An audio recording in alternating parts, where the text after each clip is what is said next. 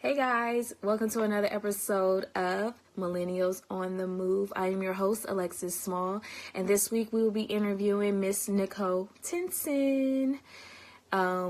So let me tell you some fun facts about Nicole Tinson. She is an alum of Dillard University. She's a member of Delta Sigma Theta sorority, and she is the founder of, hey Nicole, she just joined us. She is the founder of HBCU 20 by 20. So I'm adding her now, and I need you guys to chime in. If you have any questions, feel free to ask away. This is an open conversation with myself and Nicole. There she is. Hey Nicole, how are you? I'm good. How are you? I'm doing good. Does my head come off? Yeah, it's kind of cut off a little bit. I'm doing the Wizard Kelly. I'll push it back. Hey everyone that's joining us. Thank you for joining us. We are live with the founder of HBCU 20 by 20. She is a go-getter. She is phenomenal. She is Nicole Tinson. So, you Alexis, and you doing your thing too. So, thank you, girl. Thank you. I'm trying. So, we're gonna get started. Nicole has spent some time at Dillard University, HBCU grad in the house. And can you elaborate on your experience at Dillard? Absolutely. Dillard really gave me my backbone, right? So being at Dillard was a unique experience. I went to a small high school in Los Angeles. So it was a magnet high school. Our graduating class was 60 people. So I wasn't used to huge environments. I know, right? There's only 10 Black people in our class. But going to Dillard, because it's not a huge campus, there were like 1,200 students on campus, it really allows you to get to know like your classmates, your professors, faculty, and staff. So that was great. The curriculum was robust. So our professors, there's like this weird misconception that HBCUs don't like educate people to the best of their ability. In my opinion, I learned way more at Dillard than I did at Yale, but that's neither here nor there. But my professors were really invested in my success, and that's something that I was like truly grateful for. And then all the extracurricular activities I did on campus. So my first year, I was on like the dance team. I restarted the NAACP, was the sophomore, junior, and senior class president. Okay. Yeah, so I was just really active. Pledged Delta Sigma Theta sorority incorporated. Okay. Happy belated Founders Day. Thank you. Yeah, I still get excited about Founders Day. Just literally everything. My friends and I try to start up an investment club, just any and everything I can do to get active on campus, I did. And then also off campus as well. So really getting into the New Orleans community and giving back. So. Okay. And what was your transition like from Dillard to Yale? It was different, that's for sure. So I'm used to being in communities of color. I'm from South Central Los Angeles. Like I said, my high school, although there are only 10 Black people, was majority Latinx. So, I'm just used to seeing people who look like me. So going to Yale was a whole lot different. I like to pretend that was the worst years of my life, right? Yale? Yeah, because it was different. And oftentimes we're so used to settling with what we know and being comfortable with what we know. And when you get uncomfortable and you're placed in an environment that you're not used to, it causes you to go wait a minute. So there's this notion of the imposter syndrome. Should I be here? I'm a little Black girl from South Central Los Angeles whose high school counselor told me that college wasn't for me. So how am I at this Ivy League? Wow. So all these thoughts are going through your head. Am I doing everything right? Should I say this? Should I not? Do I want to be the angry Black woman in class that checks people? Those are all things that go through your mind, when you're in that new environment. But honestly, I think that it shaped me for the better. So I want to go back and talk more about how did you feel as a high schooler when your counselor told you college was not for you? Because I'm noticing with interviewing successful Black people, their counselors in high school are telling them you can't even do it. You can't do it because you're Black. Basically, they're not saying that, but they're just telling you you're unable to do it. No, absolutely. And what's interesting, it wasn't like I had like poor grades. Like I had like a 1.5 or like a 2.5 for that matter. I think I graduated high school like a 3.12. So it wasn't like my grades were like terrible. I think because like, I like to say I was a little problem child. That's neither here nor there. Like I think that I was just always stubborn and knew what I wanted and was headstrong. And I think that kind of like bothered people. And I think that like, I still keep that same energy to this day, like really being like focused and stubborn about like what I want to do. And I think that was too much, and like to hear that, I remember I told my mom was like, she doesn't even know what she's talking about. What college did she go to? My mom was happy too. But my mom was like, and then, she was like, well, maybe you can try like going to a trade, like a occupational school, something, learn how to do hair or something of that nature. And I was a little offended, but I let her live. Because my mom was like, you're going to college. And then she was like, there are these things called Black colleges. And like they have like the Black College Expo in LA, which is huge. So it's at the convention center, like all the colleges come, you can get accepted on the spot. So full circle, I love telling this story. So the woman who created the Black College Expo, her name is Teresa Price. And I didn't know this, but I was, when I was an undergrad, I was a White House HBCU All-Star. So like they came up with this program where they selected ambassadors from different HBCUs. So as part of that first cohort, and they invited us to come to like the HBCU conference in DC. And they asked me to speak on a panel. So I talked about like how I went to the Black College Expo and how that like, really got my foot into the door to attend an HBCU. And Teresa Price happened to be in the audience. Wow. I'm beefing it up like the Black College Expo was like the best thing that ever happened because there was no way I would have known like which HBCU to go to.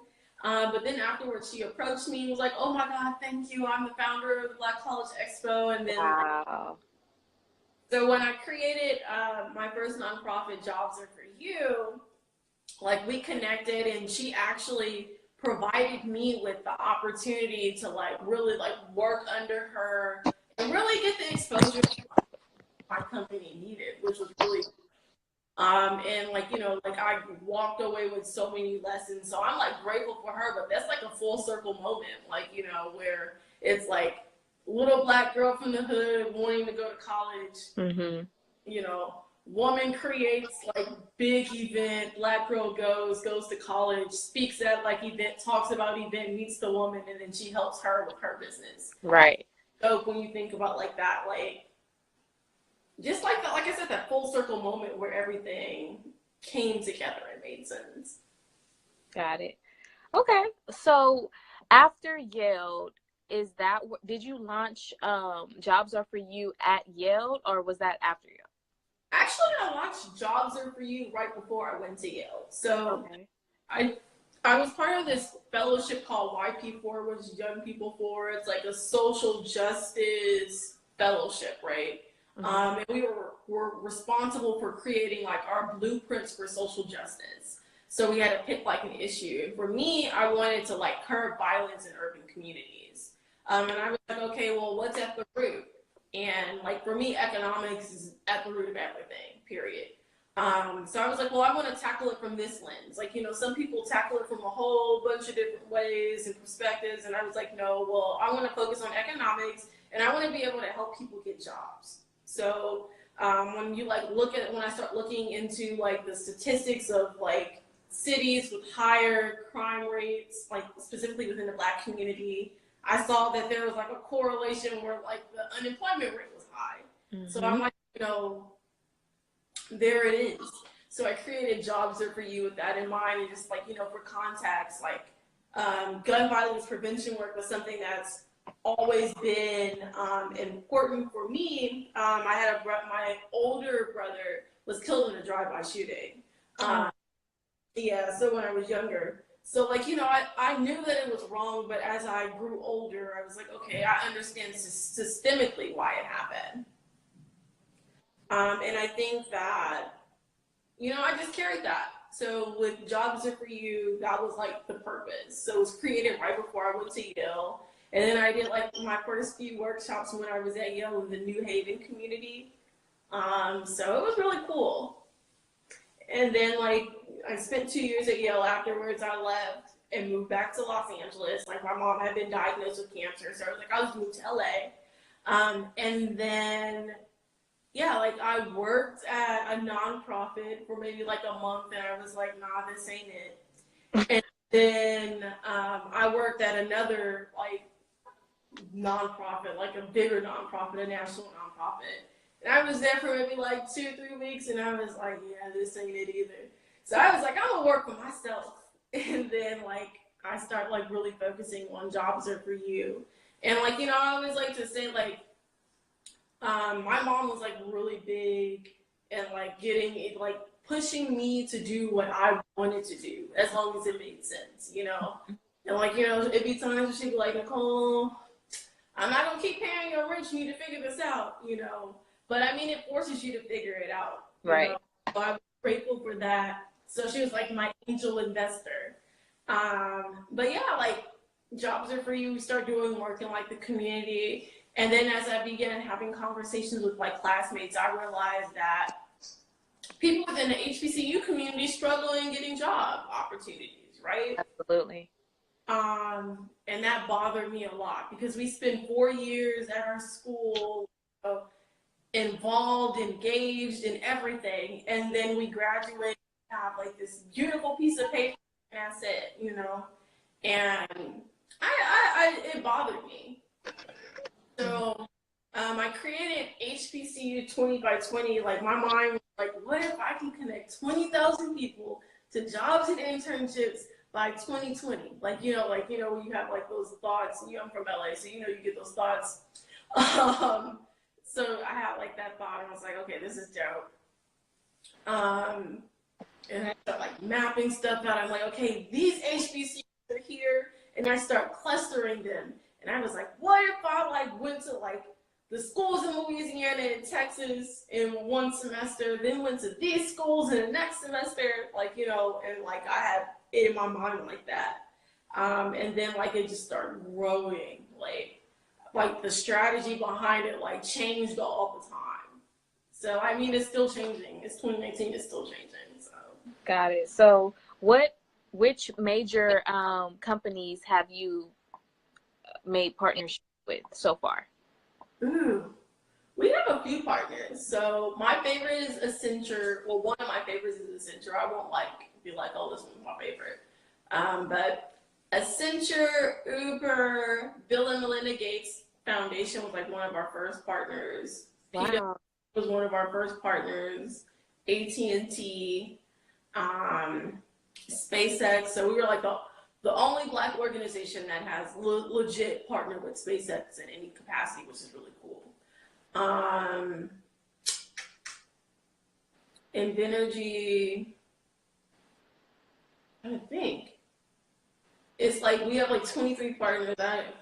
It's 23 partners. Okay, so you've been working. I've been working. It I always just be thinking like, okay, little Black girl from South Central Los Angeles having conversations. Like anytime like I have a meeting, I'm like, dang, like I'm here. You know, like I was recently in New York. We had our network to network event in New York.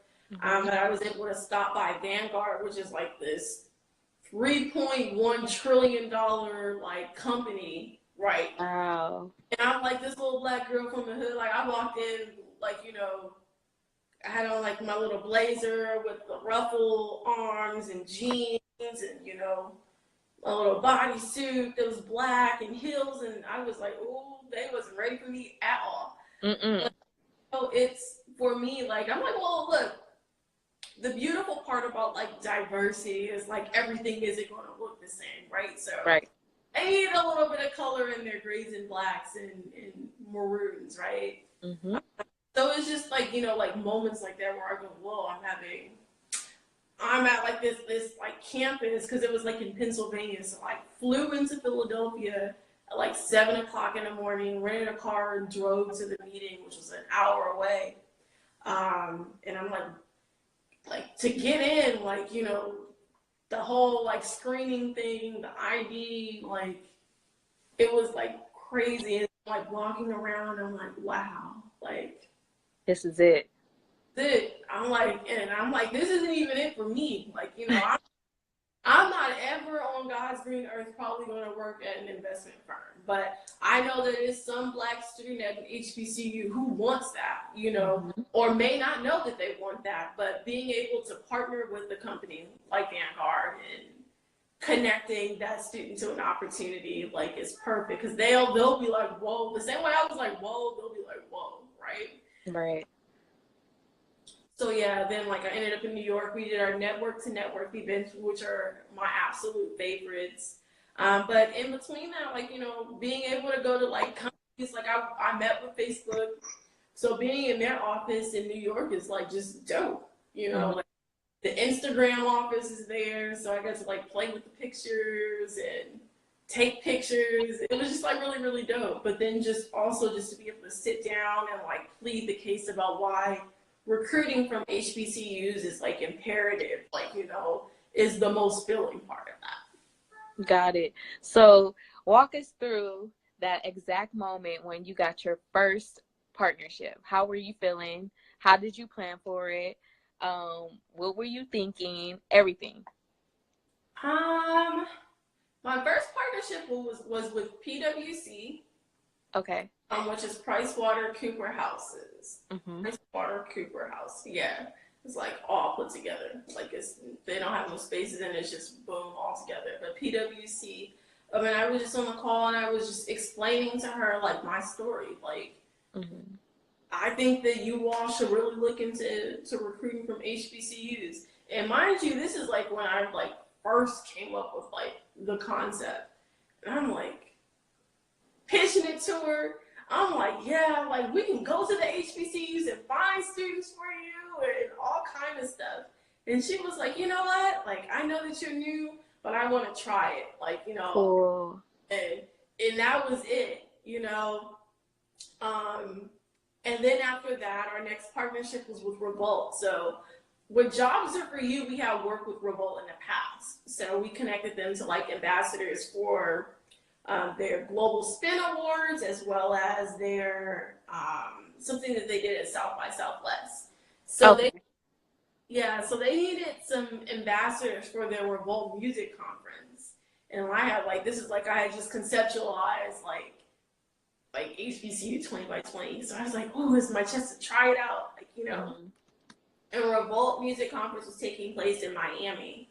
And I was like, well, there's HBCUs in Miami, a no-brainer. Florida Memorial University is there. Plus, I can reach out to like FAMU and Bethune-Cookman to see if there's students and Edward Waters. So like I ended up reaching out to those schools, and we connected Revolt with 23 ambassadors. And I was like, dang, this is kind of dope. You know, this worked. And then on top of that, like they let me come to the conference, which is like eye-opening for me. Like I've always had like these like weird dreams about being in the music industry on a business side. So I was like, whoa, this is amazing. Like just able to like rub shoulders with like the VP of like publicity at Epic, or like the head of A&R at Atlantic, and hearing how he how he connected with Cardi B. Like, you know, like all of that was dope, you know. And this is like before Cardi B was like Cardi B, like 2019, 2018. So this is like 27 Cardi B. So like, you know, he's still making videos on Instagram, but it's like becoming relatively popular a little bit. But it was just like dope that I was able to connect HBCU students to like this dope opportunity. And like one student got to go on stage with Diddy and like talk about like his story. And I was just like, so dope. Yeah, it is. And I was just looking like, whoa, like I helped bring him here. So, and now he's on stage And if he's close to Diddy, that means I'm close to Diddy, you know, like that mindset. But seriously, like anytime like I have an opportunity to like be the connection or connect those dots, like it's amazing. So what are some hurdles that you have faced as an entrepreneur, as a Black woman entrepreneur, and how do you keep going? Ooh, I always face hurdles. One, I'm Black, I'm young, and I'm a woman, right? Mm-hmm. So oftentimes I think that like people go like, does she really know what she's talking about, or she hasn't been in the game long enough, or she's not too. I like to say that me being not too far removed from my college experience is honestly an advantage or a value proposition is what they call it in like the business world, that like is a plus. Like it works out in the favor of the companies that we partner with. But I think that like, you know, the biggest hurdle is getting them to see why it matters. Like some companies like will have conversations and they literally only think 2 or 3 HBCUs exist. And I'm like, nah, there's legit 101 accredited HBCUs. So not 3. And I remember one time I was on a call and someone thought that Howard was the only HBCU. And I was like, well, HBCU literally stands for historically Black colleges and universities. And universities.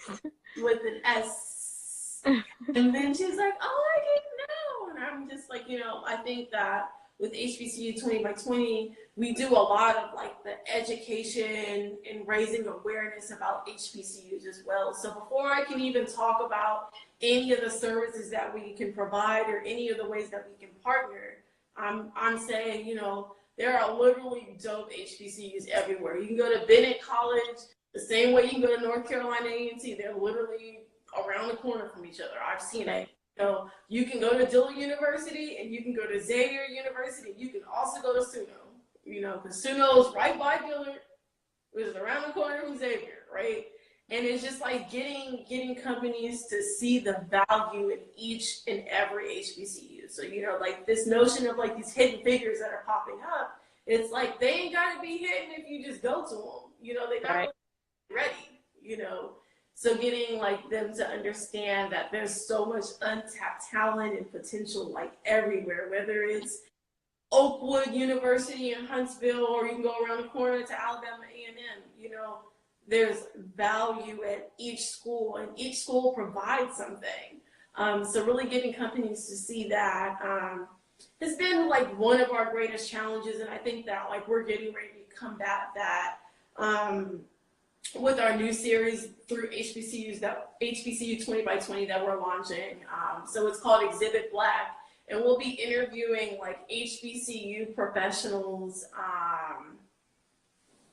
HBCU alums that are professionals in different industries. So like the first person who said yes was Rick Ross. So we're really excited. So for us, John Lewis, I'm like waiting on like K. Michelle to say yes, and Janelle Monet's like manager to say yes. I'm really interested in him. He went to Morehouse. His name is Mikhail Moore, but he like his like trajectory. He's like from LA, worked on the Hill with Maxine Waters, Congressman Maxine Waters, and is now like the managing partner at Wonderland. So like he manages Janelle Monáe and Roman Gion Arthur and Jadena. So it's just really exciting, you know, Right. like being able to have conversations with people who look like us, who come from different HBCUs, from different backgrounds to talk about their journey.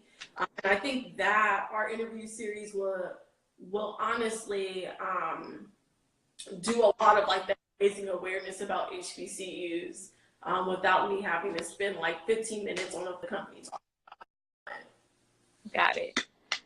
So my phone is trying to die. I'm gonna put the charger in. Hold on. Okay, and we're back. My next question is, how does it feel when someone has come to HBCU 20 by 20 and they have landed their job and they write you back and say, hey, I got the job, thank you, da da da da. do you keep in contact with your, would you call them clients? Well, no, we just call them like HBCU job seekers. Okay. Like something else, I haven't even like classified like the people that we work with. I just be like, look, they're part of my community and they need opportunities. But honestly, like it's like the best feeling in the world. Sometimes this is something I don't like. When people land opportunities and I don't find out about it until way later. So for example, I was at like an event in Chicago, our Network to Network event, and a student was like, I like gave like the speech about HBCU 20 by 20. He was like, I just wanted to thank you. I found out about this internship through HBCU 20 by 20. And I was like, oh really? I didn't know that. But I was like still like really grateful and just like really excited. So for me, anytime like I hear anyone like gets placed, I'm like, dang, this works. Like it's working. Like, like I get like this like craze, like I love it. Or I know like one of our partners, they told us that like through our events, like they've hired 19 senior manager and lead and executive role like people. So like senior leads or managers or like VPs through our events. And I'm like, yo, like, in my head when I create HBC 20 by 20, I'm thinking like, it's for college students or people who are not like, that far removed from college. So maybe they've been out of school for 2, 3, 4 years. Right. Like people like grown people are getting jobs too. I'm like, yo, this is crazy. Right. But it's like humbling, I think, for me, because I feel like I'm doing the work that I'm supposed to do. So I wake up every morning, I wake up at 4 o'clock. So I'm like up, like just thinking like, what's getting ready to happen next? It just really fills me. And I think that even though like there are like challenges and like the work that I do, the best part is like waking up every morning like excited about what I can do. So I like, I talked a little bit about how like I lasted at a job for a month and then like 3 weeks for the next job and was like, that ain't me. Honestly, like life is just way too short for us to be dissatisfied like with what we're doing.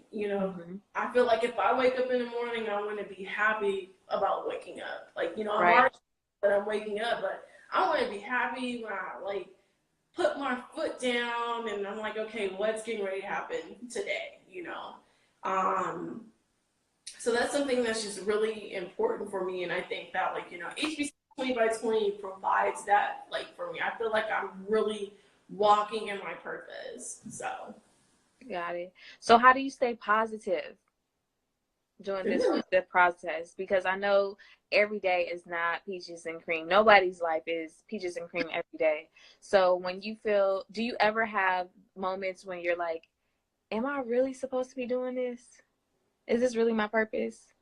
No, absolutely. And I have a chief strategy officer who happens, like, I've known him for, like, years. And, like, when I moved to Atlanta, we connected.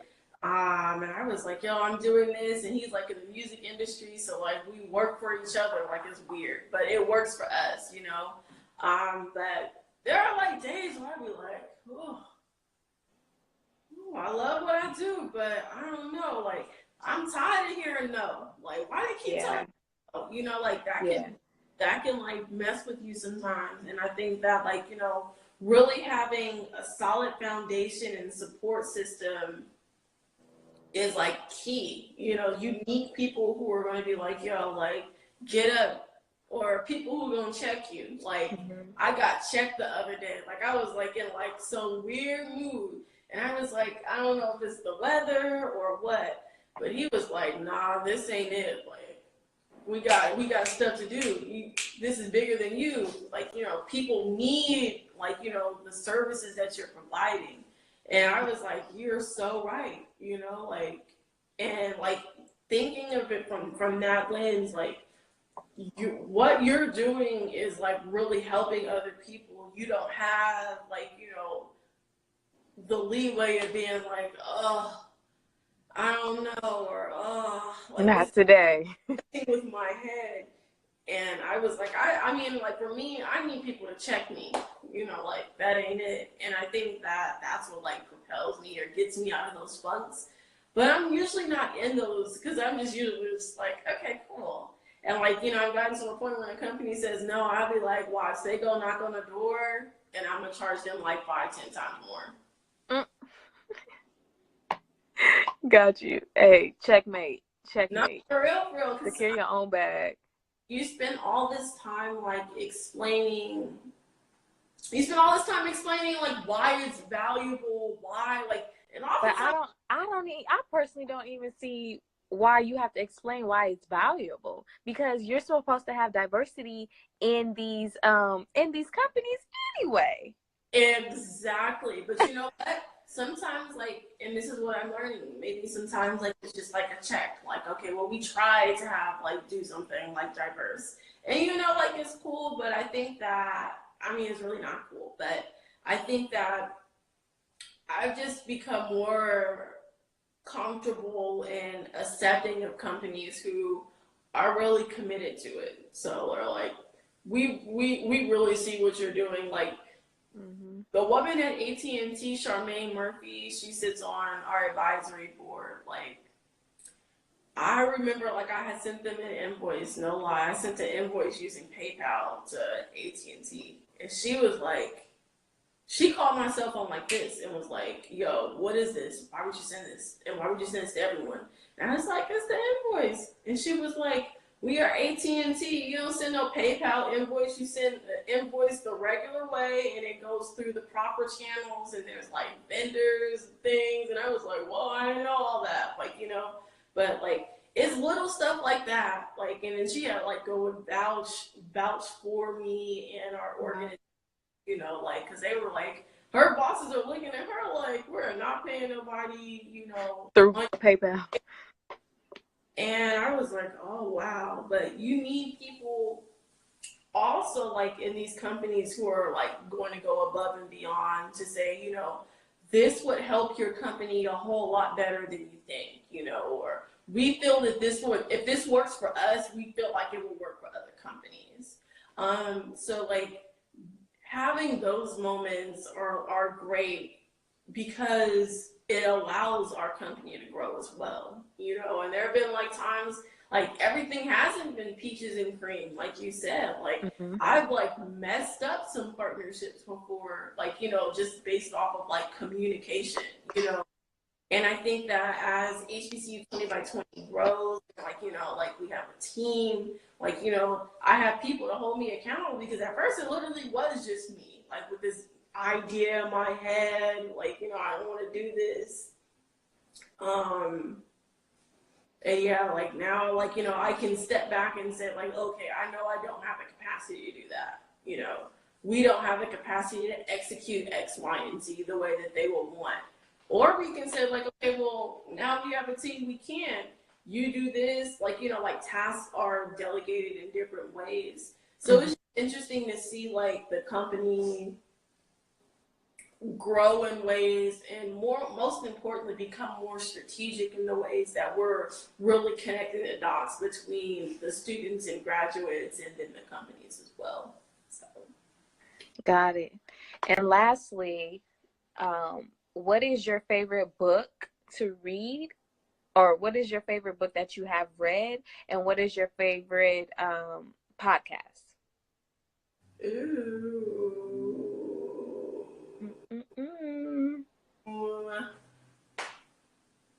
I got some like books behind me. I'm like, I can show you what I'm reading now, if that matters. Okay. Hey, everyone that has joined us. If you have any questions, please ask away right now. Okay. So right now I'm reading For College Girls Who Have Considered Politics. So I studied political science when I was in undergrad. And actually one of the writers of the book, Yolanda Caraway, is on our advisory board. So that's so cute. I have to check that out.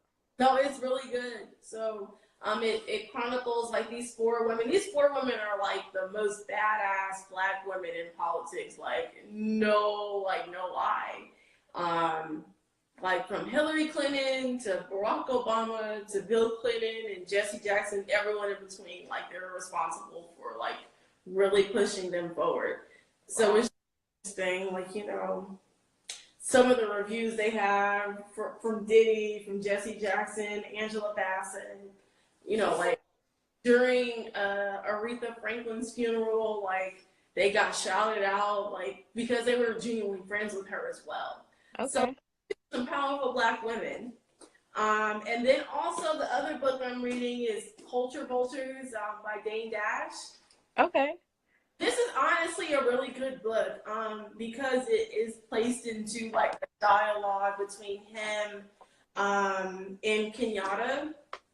So it's interesting just to like people like think of Dame Dash as like this like weird, not even weird, but he's just known as like the asshole. Like, you know, like that's just like what people know him for. But like in this book, like you just like learn so much more. Like, you know, like he lost his mom, and he talks about like how that propelled him forward, like how he knew he had to hustle, like, you know, hard to live the life that he wanted to live. And just like seeing how like he kind of in a sense matriculated through like the business, specifically the music business. It's just dope to read, you know. He signed my book. Okay. Oh, yeah, like he's really, really cool. And his book is really good, so I like highly recommend people to read that as well. And then as far as podcasts, I love Lovey. Lovey, yes. Yes. So Lovey's like super, super dope. And then I listen a lot to like the Harvard Business Review. So like, okay. I've never checked that one out. I need to check that one out. No, yeah, it's really good. I think that they cover different topics. So whether it's like figuring out like the value proposition of like whatever it is that you're offering, or social media etiquette and how to like grow your business using social media, I think that's key. And honestly, I'm not gonna lie, I was not into podcasts until my chief strategy officer was like, no, you need to listen to some podcasts. Like that'll really get you like thinking. And then like, you know, like his favorite podcast is like the Joe Budden podcast. I hear a lot of people talking about Joe Budden's podcast. I've never tuned in. No, yeah, I listen to it too. It's interesting. And then I'm like, I always say, I'm like, we might as well have a podcast and talk about stuff too. Like it always just like makes you think, oh, what if we like hopped on like a podcast and talked about what we talk about every day? So. Okay.